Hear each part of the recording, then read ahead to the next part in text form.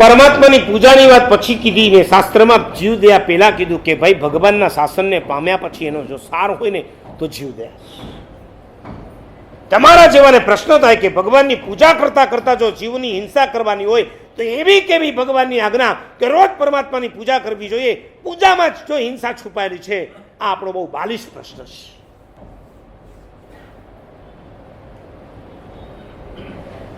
પક્ષાલમાં પાણીની વિરાધના દેખાય કે ફૂલ પૂજામાં તમને જો વનસ્પતિની વિરાધના દેખાતી હોય એને એટલું જ કહું છું, ઓકે, હું નથી કહેતો કે તમે પક્ષાલ કરો ને હું નથી કહેતો કે તમે ભગવાનની પુષ્પ પૂજા કરો, પણ એને જ નહીં કરવાની જે જિંદગીમાં પોતે ક્યારેય બાથરૂમમાં જઈ કે સાવરની નીચે જઈને નાહવાનો ન હોય, અને નંબર 2 જે પોતે ક્યારેય લીલોતરી ખાવાનો ન હોય, જેને જિંદગીમાં ક્યારેય લીલોતરી ખાવાની નથી અને જેને જિંદગીમાં ક્યારેય નાહવાનું નથી. આ 2 ચીજ જેના જીવનમાં ન હોય એને પરમાત્માની પક્ષાલ પૂજા કરવાની જરૂર નથી, એને પરમાત્માની પુષ્પ પૂજા કરવાની જરૂર નથી. Are you ready?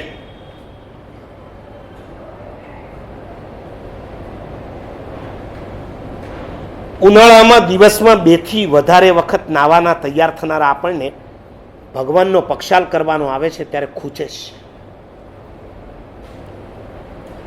તમે સાવરની નીચે નાહી શકો, અણગણ પાણીથી તમે નાહી શકો.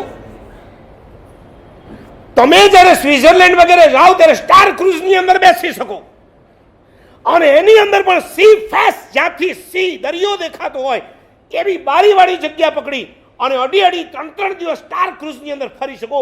જે સ્ટાર ક્રુઝમાં બેઠા પછી એની નીચેની જે છરી હોય છે ને, છરીના કેટલા માછલાઓ અને મગરમચ્છો કપાઈ જતા હોય, જરાક ઊંડા ઉતરો તો ખબર પડે.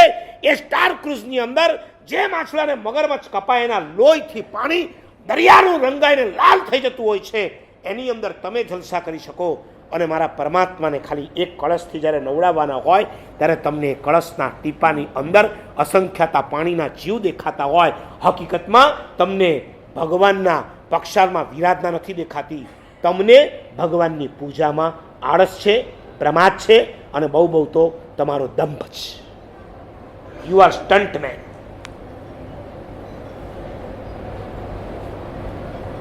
હું તમને આગળ બતાવીશ, હું છુપાવવા નથી માંગતો કે ભગવાનના પક્ષાલ પૂજા કરવાથી વિરાધના થાય માટે ભગવાનના પક્ષાલ નહીં કરવા જોઈએ. હું તમને બીજી રીતે સમજાવવાનો છું. પહેલા મને જવાબ આપો કે તમને જો ભગવાનના પક્ષાલમાં પાણીની વિરાધના દેખાતી હોય તો કમસે કમ તમારા જીવનમાં એટલું નક્કી ખરું કે અમે ક્યારેય સ્વિમિંગ કરવા નથી જતા, અમે સાવરની નીચે નથી નાતા, મારા સાહેબ બાલદી ભરીને પાણીથી પણ નથી નાખતા.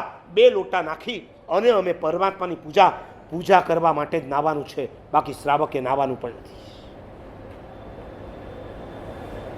આપો જવાબ.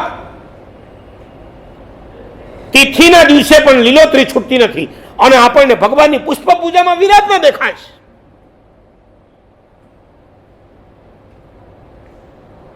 આદરા બેસી ગયા એટલે કોને અમારા બેઠા કે તમારા બેઠા? નહીં, તમારા ઘરે હવે મહાત્મા આવે તો સિઝનની વિનંતી કરો, ન કરો? કારણ એટલે અમારા કે તમારા? તમે એમ કહો ને કે મારે વિનંતી શું, અમે પોતે જ ખાતા નથી તો તમને વિનંતી ક્યાંથી કરવાના છે? વિનંતી નથી કરતા તમે એમાં હા પાડીને એનો મતલબ એ થયો કે તમને ન કરીએ, બાકી અમારે ચાલુ હોય છે. નહીં ને, હું વિચાર કરીને ઉદવાડા ગયો હતો. નવસારી છે ને, વલસાડ પછી વાપી જતા વચ્ચે ઉદવાડા આવે છે. આ ઉદવાડાની અંદર ગયા પછી સવારમાં નવકારસી ઓરવા માટે ગયો એક સોસાયટીમાં સવારના ઓરવા ગયો ને બેને બધી વિનંતી કરી, નોર્મલ ચા, દૂધ, ખાખરો વગેરે. અને પછી મને કહે કે કેરી છે.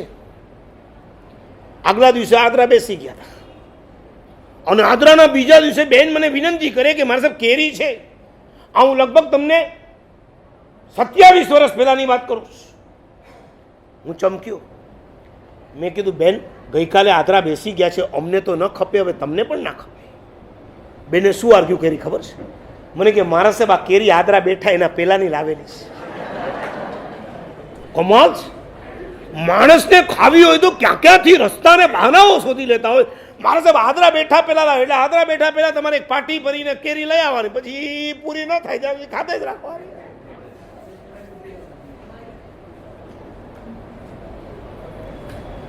તિથિના દિવસે પણ આપણે કેરી નથી છોડી.